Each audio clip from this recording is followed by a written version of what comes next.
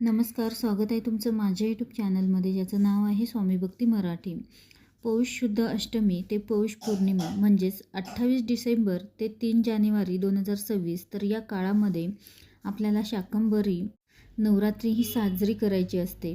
तर बघा, एकूण 4 नवरात्री असतात. तर एक गुप्त नवरात्री असते, एक चैत्र नवरात्री असते, एक शारदीय नवरात्री असते आणि एक येते ती शाकंभरी नवरात्री. पण आपण फक्त शारदीय नवरात्री ही साजरी करत असतो.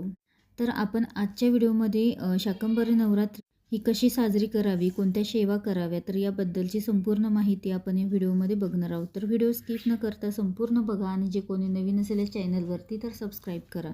तर बघा, ज्यांच्या घरामध्ये शाकंभरी देवीचा फोटो नाही तर त्यांनी या 8 दिवसामध्ये घरामध्ये जर अन्नपूर्णा मातेची मूर्ती असेल किंवा फोटो असेल तर त्याची देखील तुम्ही पूजा करू शकता. तर बघा, या शाकंभरी नवरात्रीमध्ये शाकंभरी देवीची आपल्याला पूजा, सेवा ही करायची असते. तर बघा, बऱ्याच जणांची शाकंभरी देवी ही कुलदेवी आहे. तर शाकंभरी देवी ही अन्नधान्यांची देवी आहे. त्यामुळे या नवरात्रीमध्ये शाकंभरी देवीची पूजा आणि सेवा ही आवर्जून करावी. तुमच्याकडे शाकंभरी देवीची मूर्ती किंवा फोटो नसेल तर तुम्ही अन्नपूर्णा देवीची देखील उपासना करू शकता, तिची देखील पूजा करू शकता.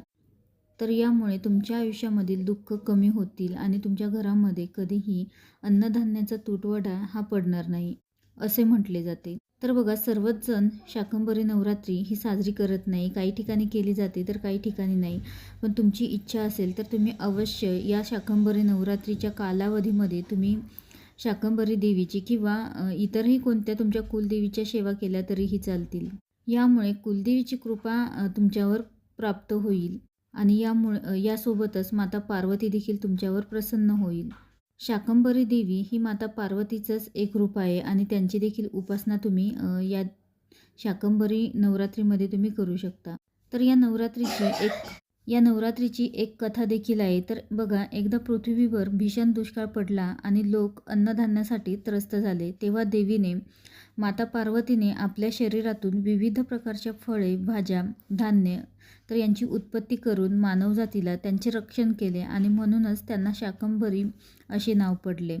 शाकंभरी म्हणजे शाक म्हणजे भाजी आणि भरी म्हणजेच पोषण करणारी. तर हे नाव देवीला पडले आणि तेव्हापासूनच हा उत्सव साजरा केला जातो. तर बघा, वनशंकरी देवी ही विजापूरला आहे आणि त्या ठिकाणी शाकंभरी नवरात्री मोठ्या उत्सवात साजरी केली जाते.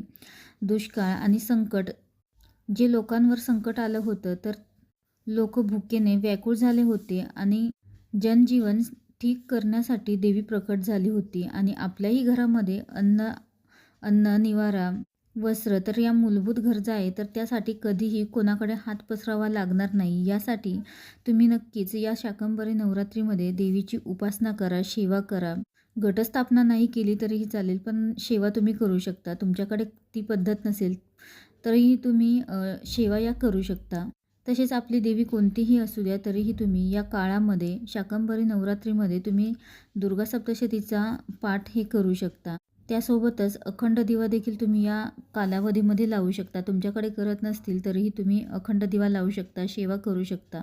तर या 8 दिवसाच्या काळामध्ये तुम्ही एकदा तरी दुर्गा सप्तशतीचा पाठ करा.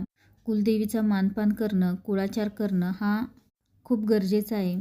जेवढं तुम्हाला जमेल तेवढं तुम्ही करू शकता. सेवा केल्याने अडचणी या कमी होतील. या 8 दिवसामध्ये तुम्हाला कोणतीच सेवा करणं शक्य नाही झालं तरीही तुम्ही पौष पौर्णिमेच्या दिवशी तरी एक तरी पाठ दुर्गा सप्तशतीचा करा. त्यासोबतच या 8 दिवसामध्ये सिद्धकुंजिका स्तोत्रमचे पठण तुम्ही करू शकता. तर रोज करू शकता किंवा कोणत्याही एका दिवशी केलं तरीही चालेल. तर तुम्हाला 11 वेळा ते पठण करायचं आहे. तुमच्या घरामध्ये माता लक्ष्मीची मूर्ती, फोटो असेल, कुलदेवीचा टाक असेल किंवा मूर्ती असेल तर त्यावर तुम्ही कुंकुमार्चन देखील करू शकता. रोज करू शकता किंवा एक दिवस केलं तरीही चालेल. त्यासोबतच या पौष महिन्यामध्ये कुलदेवीला देखील तुम्ही जाऊ शकता किंवा जाणं शक्य नसेल तर तुम्ही घरात तरी सेवा करू शकता. त्यासोबतच रोज 3 वेळा श्री सूक्तमचं पठण तुम्ही घरामध्ये करू शकता किंवा 1 माळ नवारण मंत्राचं पठण करू शकता. घटस्थापना नाही केली तरीही तुम्ही या सेवा करू शकता. तसेच या सेवा कोणीही करू शकतात. स्त्री, पुरुष, मुलं ज्यांना इच्छा असेल ते या सेवा करू शकता. फक्त मासिक धर्म, विटाळ, सुतक असेल तर तुम्ही करू नका. तर आवर्जून 28 डिसेंबर 2025 ते 3 जानेवारी 2026 तर या कालावधीमध्ये शाकंभरी नवरात्रोत्सव तुम्ही साजरी करू शकता, म्हणजेच तुम्ही सेवा करू शकता. आपल्या कुलदेवीची अखंड कृपा आपल्या घरावर राहील.